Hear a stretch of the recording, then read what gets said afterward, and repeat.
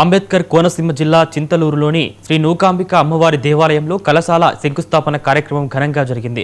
ఉగాది సందర్భంగా ప్రారంభం కానున్న వార్షిక ఉత్సవాల దృష్ట్యా కొత్తగా నిర్మించిన తూర్పు, పడమర ప్రధాన రాజగోపురాలపై కలశాలను ప్రతిష్ఠించారు. దాతల సహకారంతో సుమారు 7 లక్షల వ్యయంతో ఈ ఏర్పాట్లు చేశారు.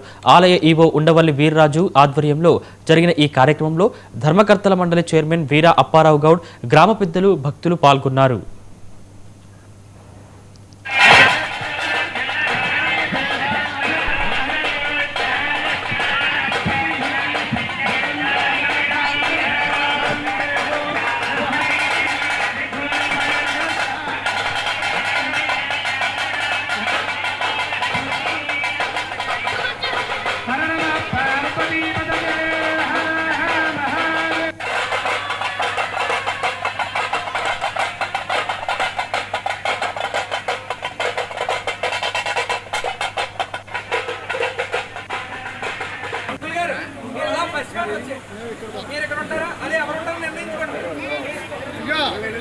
జమీందార్ గారు